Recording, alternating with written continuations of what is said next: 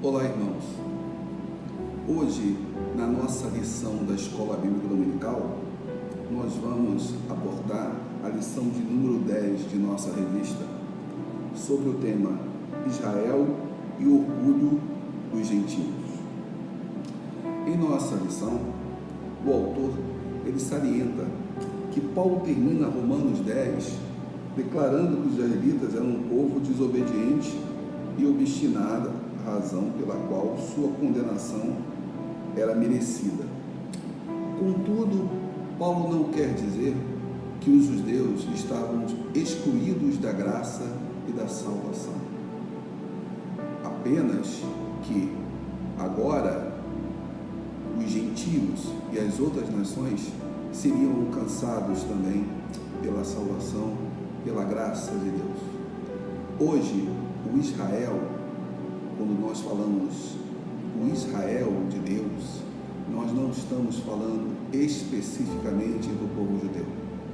O Israel de Deus são todos aqueles que creram em Cristo Jesus como seu suficiente Salvador e por ele optaram. Hoje, o Israel de Deus ele é composto de judeus e também de todos os povos pelos quais o Evangelho alcançou e que creram e pela fé e pela graça eles obtiveram a salvação em Cristo Jesus. Eu particularmente gosto muito de uma música dos Vencedores por Cristo que coloca muito bem a mensagem de Cristo nesse louvor. De todas as tribos, povos e raças, muitos virão te louvar. De tantas culturas, línguas e nações, no tempo, no espaço, virão te adorar.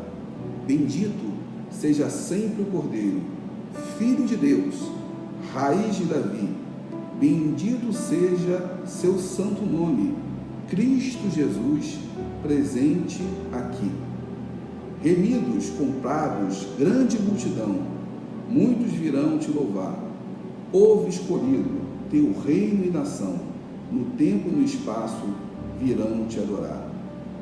E nós, só nos cabe tudo dedicar, oferta suave ao Senhor. Dons e talentos queremos consagrar e a vida no teu altar para teu louvor.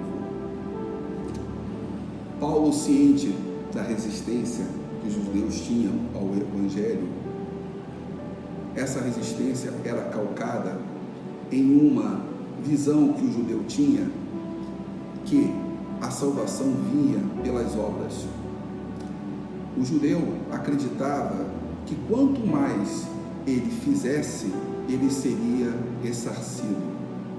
Era uma visão tacanha. Ele não poderia acreditar que a salvação vinha pela graça. E como nós falamos pela graça, retomamos a lição a quinta lição, onde nós falamos da graça de Deus, é que nada que nós fizemos pode ser comparada com a misericórdia e com o amor de Deus. Nós não somos merecedores de nada que Deus nos dá. Isso vem pela misericórdia. A graça de Deus nos alcança e nós não temos o que pagar para sermos merecedores. Essa visão e essa mensagem não encontrava alento nos corações judaicos pela sua tradição. Era muito difícil eles compreenderem essa mensagem. Ao contrário, quando essa mensagem foi pregada aos gentios, aos povos não judeus, eles foram alcançados por essa mensagem, porque os seus corações não eram resistentes a essa mensagem. E Paulo mesmo queria incentivar um certo ciúme do povo judeu para que eles vissem a maravilha que Deus estava fazendo nesses povos que recebiam essa mensagem da graça de Deus e assim, enciumados, pudessem tomar consciência do que eles estavam perdendo.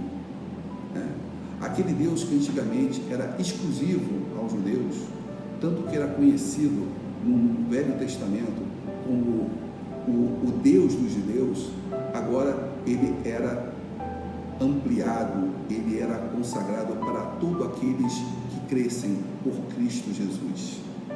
A graça estava estendida a todos aqueles que recebiam a mensagem de Cristo e eram receptivos a ela e passavam a ser exemplo e a viver o exemplo de Cristo na sua vida. Muitas das vezes, os judeus, e Paulo podia acreditar que estaria de repente sozinho, né? Como já aconteceu antes, a lição coloca isso, que o próprio Elias, lá atrás, se achava abandonado, né? E ele não sabia que, apesar de ter sido mortos muitos cristãos e profetas, existiam ainda 7.000 que estavam ainda com Cristo, com Deus, firmes na palavra. E Elias não conhecia esse número, ele não sabia, ele achava que ele estava sozinho. O povo judeu, apesar de ser um povo escolhido por Deus, nem sempre, e a Bíblia mostra isso, em sua totalidade, foi um povo que fechou em sua fé com Deus. Temos vários exemplos na Bíblia de que o povo abandonou a sua fé cristã e por isso foram punidos. Deus permitiu que fossem humilhados justamente porque se afastavam da sua fé. O Deus dos judeus nunca foi unanimidade do povo judeu. Por quê? Porque Deus não se impõe. Ele não impõe a crença àquelas pessoas que o adoram. Ele dá exemplo, ele mostra a sua força, ele mostra o seu poder.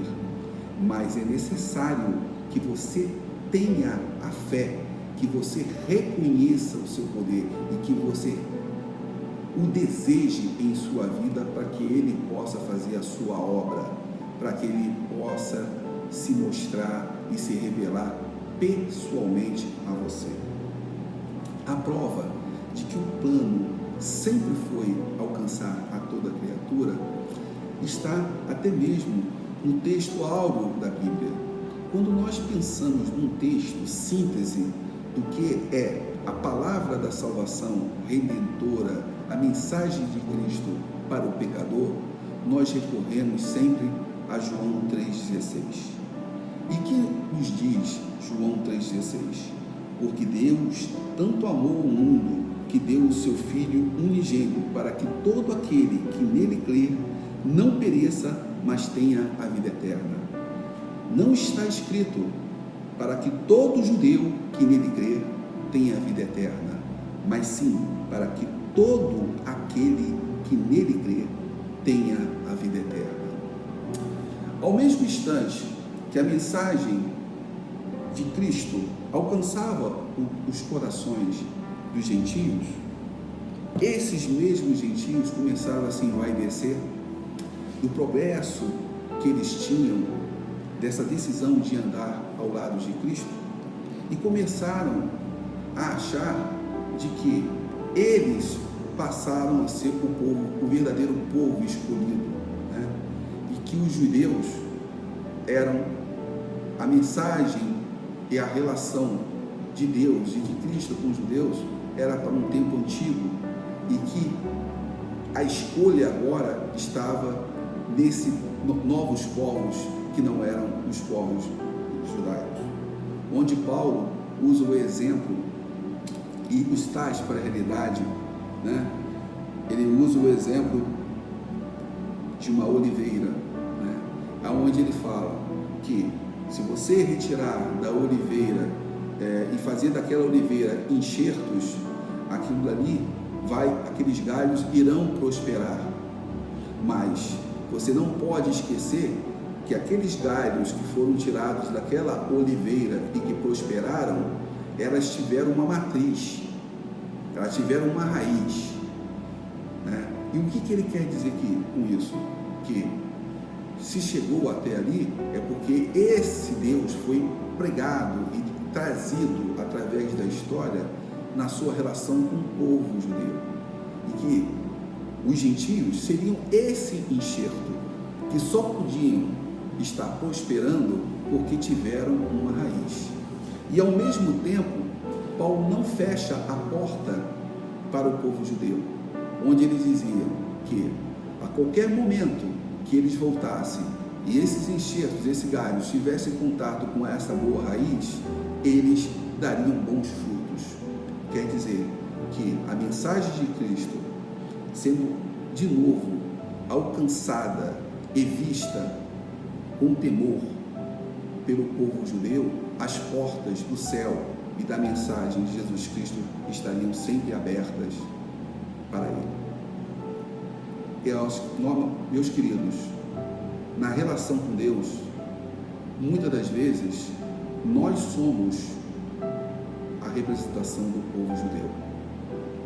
Nós fomos alcançados pelo Evangelho, muitas das vezes pelo contato do Evangelho por meio de nossos pais, de nossos avós, da convivência com a nossa família.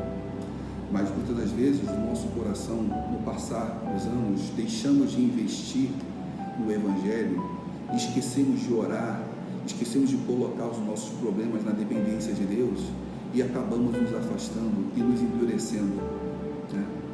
E ao mesmo tempo ficamos vendo outras pessoas que não tiveram origem familiar dentro do Evangelho, mas que um dia, quando um pregador, quando a mensagem chegou e essa pessoa abriu o coração e recebeu a Cristo, você começa a olhar para o lado e ver a diferença que Cristo está fazendo na vida daquela outra família, daquela outra pessoa. E muitas das vezes você chega e olha para dentro de você e pensa: poxa, mas eu fui criado num lar cristão, a minha avó era cristã, o meu avô era cristão, a minha mãe me levava para a escola dominical, por que isso está acontecendo na minha vida? É porque muitas pessoas acham que o exemplo do seu avô, da sua mãe, é o suficiente para garantir, muitas das vezes, o seu lugar, a sua salvação. Não, é um compromisso pessoal. Você precisa ter essa relação com Cristo estabelecida diariamente. Você precisa renovar essa relação. Você precisa investir nesse amor para que você possa permanecer. Só aqueles que permanecerão firmes na palavra de Deus alcançarão a salvação. A graça de Deus, ela permite que nós tenhamos esse prêmio apenas pela fé em Cristo Jesus.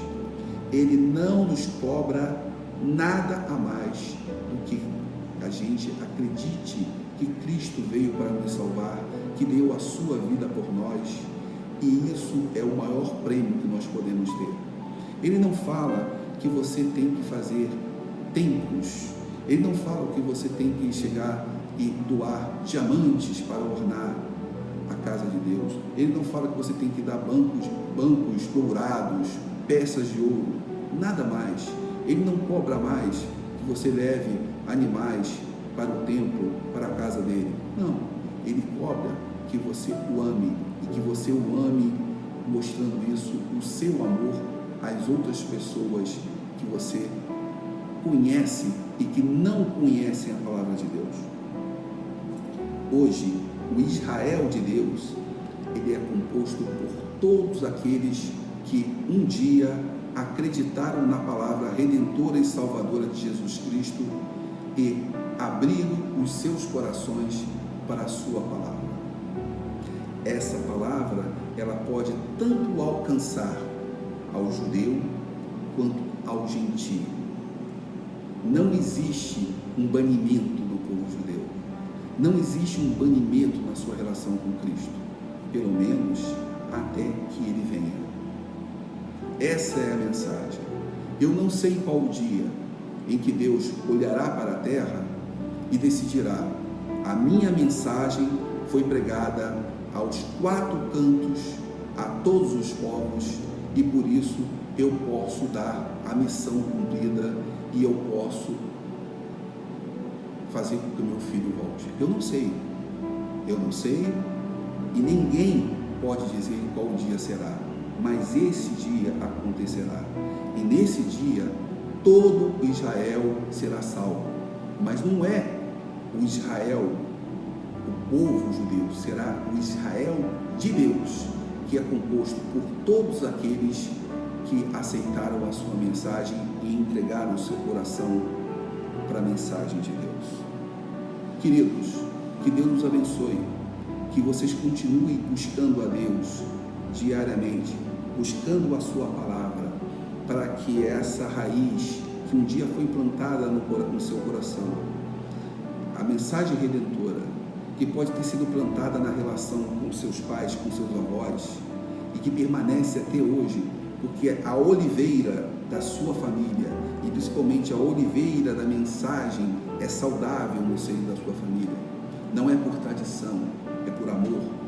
E aquelas pessoas que se achegaram a essa sombra frondosa dessa oliveira, que foram enxertados, que foram conquistados pela mensagem redentora, possam estar todos unidos, porque esse sim é o Israel de Deus.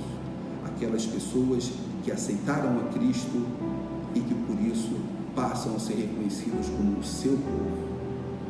Eu me lembro muito do meu pastor, que foi pastor durante muitos anos, pastor Edgar Barreto Antunes.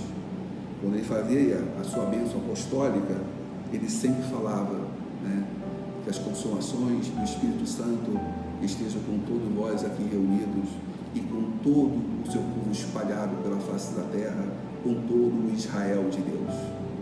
Que todos que tenham escutando essa mensagem possam ser esse Israel de Deus. E se você ainda não faz parte desse Israel de Deus, abra o seu coração, porque Cristo tem um lugar na sua vida. Basta você querer. Ele não se impõe, ele não invade a sua privacidade na sua vida. Ele só pode fazer a sua graça superabundar na sua vida se você der a oportunidade. E se você der a oportunidade, você vai conquistar esse passaporte. Esse passaporte pode pertencer a você. Esse visto para o céu, para a salvação, pode pertencer a você. Você pode fazer parte do Israel de Deus. Muito obrigado e que Deus abençoe a todos.